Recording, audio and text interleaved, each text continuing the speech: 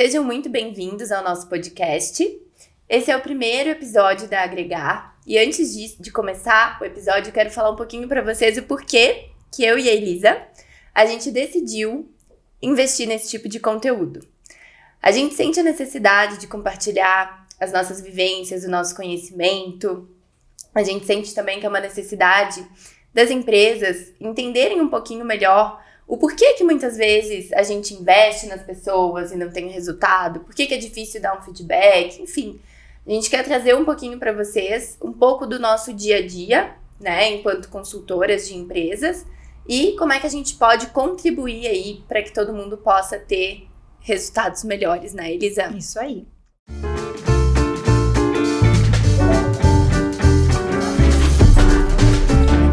Sejam muito bem-vindos ao nosso podcast. No nosso primeiro episódio, nós vamos falar sobre a questão do engajamento profissional. Por que é tão difícil, né? A gente investe e não tem retorno muitas vezes nesses profissionais.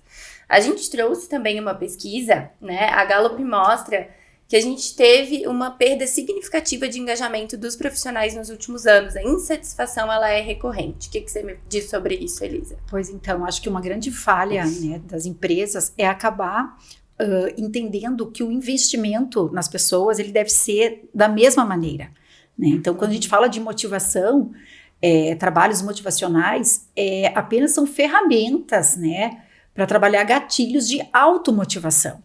Porque as pessoas, elas se motivam de maneiras diferentes, né? E hoje, essa questão do pertencimento é algo que deveria ser muito trabalhado, porque as pessoas têm essa necessidade, né, de se sentir pertencentes, de se sentir importantes, né, de se sentirem fazendo parte, contribuindo, né, para aquela organização. E que tem a ver também com o seu propósito de vida, porque senão fica sem sentido. Tava te escutando falar e tava aqui pensando, inclusive, de uma fala que a gente tem muito frequente nos nossos desenvolvimentos, que é sobre as 4 necessidades básicas, né, que vem ali através da neurociência. Então, as pessoas, né, cada vez mais, acho que precisam entender, você colocou muito bem essa questão das necessidades diferentes. E aí você falou do pertencimento, e aí além do pertencimento a gente tem autoestima, orientação, conexão e vínculo. Então, o que a gente precisa entender enquanto gestor, quando a gente está conhecendo a equipe, enfim, fazendo ali a gestão? Que cada um vai ter essas necessidades numa medida diferente. E ainda, Jéssica, a gente também tem que trazer, contextualizar que hoje, com esse misto de gerações, se torna cada vez mais complexo essa questão. Por exemplo, a geração Z, né, hoje é um grande desafio. Por quê? Porque ela está muito em prol de uma qualidade de vida, né? Ela busca uma satisfação e ela não cria raízes. Então, para fazer com que esses profissionais se sintam enraizados, se sintam pertencentes, acaba se tornando um grande desafio. O que tu acha, Jéssica? De que forma que a gente pode fazer com que essa geração Z crie um maior engajamento? É muito complicado quando a gente fala em criar maior engajamento, porque se fosse tão simples, estava todo mundo rico. São vários os fatores que envolvem. A Forbes, inclusive, lançou, a gente estava lendo, né, essa semana, uma reportagem falando sobre a questão do salário emocional, né? Qual que é o impacto disso? Por que hoje se fala tanto nisso? Porque as pessoas, elas vêm buscando cada vez mais qualidade de vida. Então, quando a gente pensa em geração Z, enfim, que é muito diferente, né, da geração ali, X, Y, né, que são pessoas que buscavam consolidar a carreira, que buscavam, o trabalho estava sempre acima de tudo, e hoje a gente vê que a qualidade de vida, ela está acima de tudo. Então, buscamos algumas ferramentas para entender quais são as empresas que têm uma redução de absenteísmo, que têm uma redução ali da taxa de rotatividade. São as empresas que priorizam, né, a qualidade de vida, que priorizam Tanto é, né, Jéssica, que hoje as empresas estão investindo cada vez mais em saúde mental dentro das empresas. Né? Então, acaba sendo uma responsabilidade também das empresas poderem proporcionar isso, ter esse olhar, né, de uma saúde, de uma satisfação maior. Sim, outro ponto, Elisa, as pessoas elas têm buscado muito ambiente profissional. Então, assim, é muito importante eu trabalhar em um ambiente, as pessoas ao longo do tempo, se a gente for pensar historicamente, para quem não sabe, eu e a Elisa, a gente trabalha juntas, a gente tem a agregar há quase 8 anos, mas a gente já trabalha junto há muitos anos, e eu lembro quando eu era estagiária, que eu tinha 18 anos, né? Agora eu tô com 20. E aí, a gente chegava de manhã, enfim, na consultoria, e tinha fila virando a esquina, né? De pessoas, assim, buscando cada vez, né? Recolocação, enfim. E a gente não conseguia atender todo mundo de tanta vaga que tinha. E hoje a gente já vive um cenário completamente diferente. E a gente fica se perguntando, né, gente, do que as pessoas vivem, né, porque existem oportunidades, mas a gente percebe que as pessoas não é que não querem trabalhar, né, mas em prol dessa questão de ter qualidade, de ter satisfação, enfim, elas acabam fazendo escolhas, né, e acabam não ficando tanto tempo nas empresas, o que é um fator, né, que acaba complicando muito tanto para a empresa quanto para o próprio indivíduo, né, que acaba não desenvolvendo uma carreira sólida, com uma experiência adequada, não vai tendo a postura também que o mundo organizacional necessita. E é bem interessante, Elisa, isso que você está colocando, porque se a gente for parar para pensar nesse cenário, nesse contexto, a gente vem perdendo produtividade nas empresas. E aí, outro dia estavam nos questionando, mas meninas, né, a gente tem todos os processos organizados, como é que a gente está perdendo produtividade aqui com o nosso time? Justamente esse alto índice de rotatividade vai fazendo com que algumas coisas vão se perdendo. Fora o custo também para a empresa, né, que é 200% a mais, né, do salário do candidato para fazer a reposição. Sim.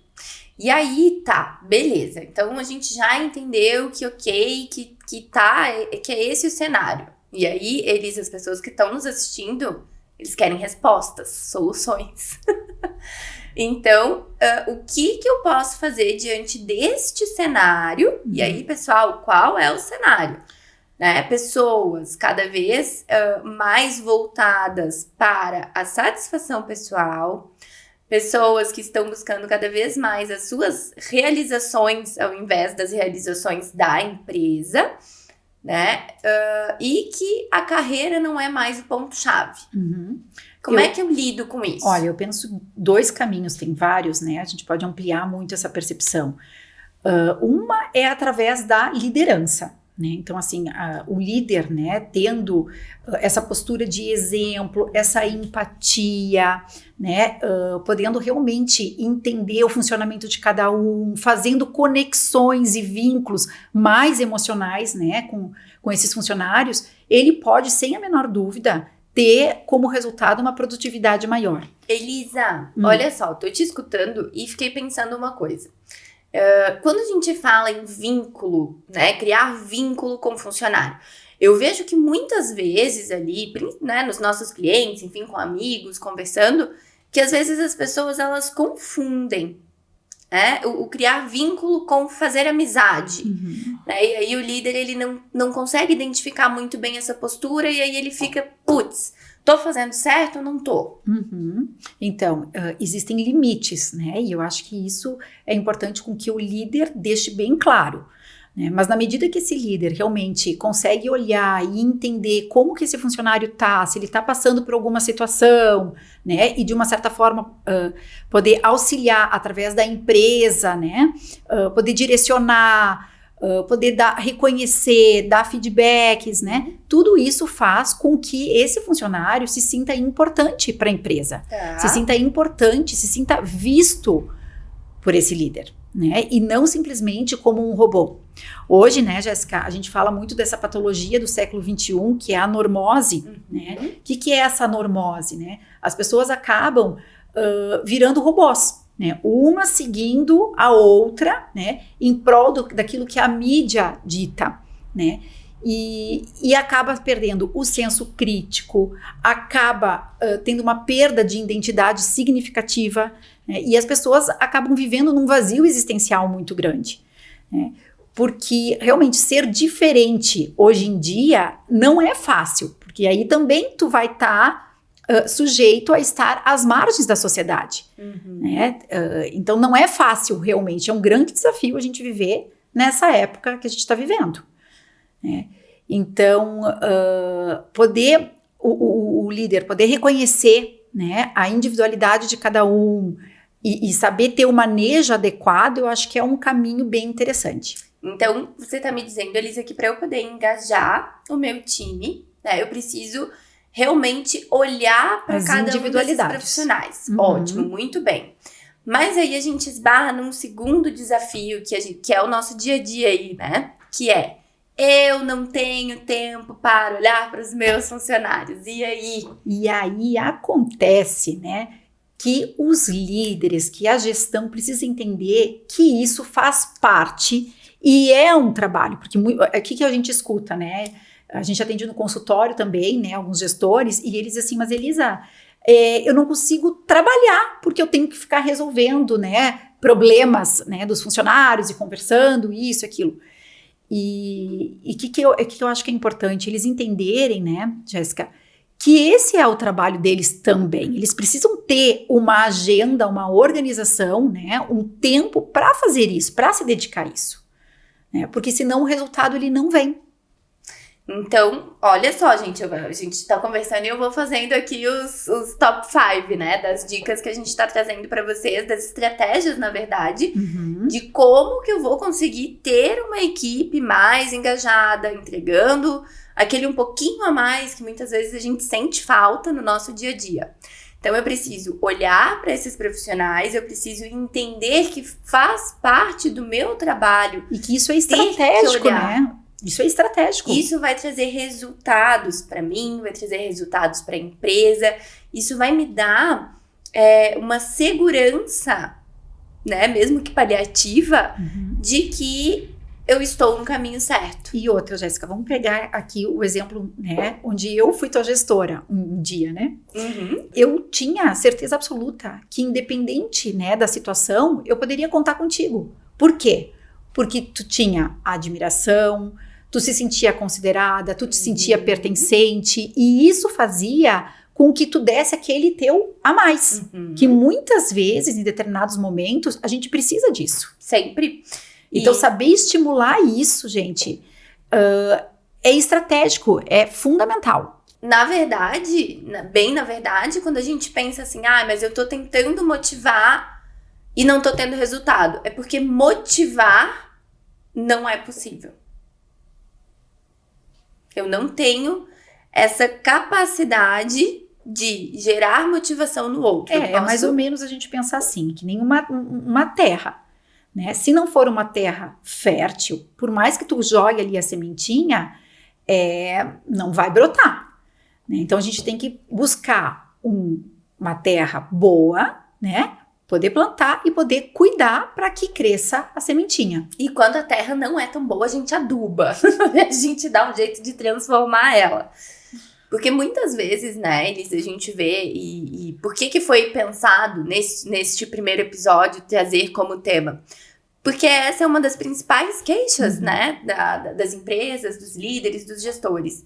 Né, que existe um investimento, que muitas vezes é um investimento da empresa, é um investimento do RH, é um investimento de outro setor naquele profissional, né, naqueles profissionais, naquela área, e não se tem o retorno. E depois, Jéssica, também fiquei pensando aqui, eu acho que um grande erro, né, da gestão é que a gente sempre espera do outro aquilo que a gente tem para oferecer. E a gente se esquece que, às vezes, essa questão até cognitiva, essa questão de ter embasamento, né, emocional, inclusive, é diferente, muitas vezes é mais limitado, né? E aí a gente está sempre esperando do outro aquilo que a gente daria, mas não é assim que funciona. E aí agora, me veio aqui, a gente para pensar que o líder de antigamente, né, vamos pensar, porque existem muitos líderes, né, de outras gerações ali no comando e que tem essa dificuldade de entender que, poxa, eu tô pagando treinamento para eles e não adianta. Por quê? Porque a liderança, ela teve um início histórico baseado na autocracia. E o que isso significa? Manda quem pode, obedece quem tem juízo. E aí eu só mandava, o outro executava, não abria espaço para discussão. E naquela época não tinha mesmo. Então, cada vez mais se torna mais complexo o papel do líder, o papel do RH, o papel da empresa, né? E o papel do profissional, porque ele também precisa se dar conta que as necessidades deles mudaram, né? E que, de uma forma, todo mundo precisa sobreviver. A gente precisa viver, a gente precisa suprir as nossas necessidades. E às vezes, né, Jéssica, uma simples conversa com um funcionário pode ser revolucionário, tanto para a vida dele quanto para a própria empresa. Claro. Né? Tu poder mostrar uma outra forma de enxergar o mundo, né? Poder colocar essa questão do comprometimento, da responsabilidade, do engajamento, fazer com que a pessoa realmente entenda, né? Às vezes é um despertar. Sem dúvidas. E olha só, né? Não é utopia isso que a gente tá falando. Porque eu sei que muitas vezes a gente pensa assim, mas eu não consigo, de novo, esbarra na gestão do tempo, eu não tenho tempo, não acho. E aí a gente sempre diz para os nossos clientes, faz um teste, faz um mês. Tenta por um mês, assim, ser um pouco, né, mais participativo, um pouco mais presente. A gente já teve situações, a gente ministra cursos aí de neuroliderança de um gestor que ele falou que, né, durante o curso, assim, ele resolveu passar na fábrica para dar bom dia para todo mundo. E ele teve um resultado nessa atitude, passar para dar bom dia. Por quê? Porque muitas vezes o funcionário, ele não espera só da empresa, ele espera de quem tá ali com ele no dia a dia. Esse olhar, esse cuidado, porque senão eles se sentem robôs. E é só a gente se colocar no lugar das pessoas um pouquinho. E eu sei que para nós é difícil, e a Elisa contextualizou também muito bem isso quando ela diz: a nossa falha é projetar a nossa expectativa no outro. E outra, né, Jéssica? Nem todo mundo tem essa capacidade de ter uma visão sistêmica e um entendimento do todo. Né? Então, assim, muitas vezes tu tá lá na fábrica fazendo o teu trabalho, operando uma máquina, né? Mas qual é o significado daquele produto que tu tá produzindo, que a tua empresa tá entregando? Né? Que muitas vezes vai diretamente para tua família, de alguma forma. Então, tu fazer bem feito aquilo tem um significado maior, um significado, inclusive, para a sociedade. E isso, as empresas precisam linkar e trazer essa visão para que as pessoas tenham um sentido, para que as pessoas tenham um propósito. Porque simplesmente tu ir lá, né, e fazer aquilo ali sempre da mesma forma, sem ter um porquê, né, chega um momento realmente que não faz sentido para as pessoas. E a gente precisa dar este sentido para as pessoas. Bom, então, para poder finalizar o nosso primeiro episódio, acho que trouxemos aí, vou tentar resumir o que nós falamos, dicas valiosas, né? Para quem gere equipes, para quem quer ser gestor. Então, a gente falou do pertencimento, do vínculo, do próprio trato no dia a dia com o funcionário, que este é um estímulo constante e que traz um resultado. Na percepção individual, né? A comunicação também, né? Que a gente pode falar um pouquinho, né, da importância também do gestor se moldar e entender a forma como ele vai se comunicar, né, com as pessoas, que nem sempre o que eu quero transmitir, né, a outra pessoa tem a capacidade de entender. Então eu tenho que buscar adequar linguagem, momento, postura, né, e ter essa percepção se a pessoa tem a abertura ou não para receber, né? Então, muito bem, gente. Se com essas estratégias aí, né, vocês aplicando ela, com certeza vocês vão ter um resultado aí diferente de engajamento do time de vocês. Porque mágica não existe, não. Né? Quando a gente fala de pessoas, existe investimento. A gente precisa investir para tirar o melhor de cada um. Então, pessoal, esse foi o nosso primeiro podcast, nosso primeiro episódio. Espero que a gente tenha ajudado vocês. Nos sigam, nos acompanhem, que a partir de agora vocês vão ter bastante conteúdo da Agregar nesse sentido. E aproveito para falar que o nosso segundo episódio vai ser sobre feedback. Como que eu dou um feedback assertivo, direcionado, e como é que eu recebo um feedback também? Então, nos acompanhem, fiquem ligados e até o próximo.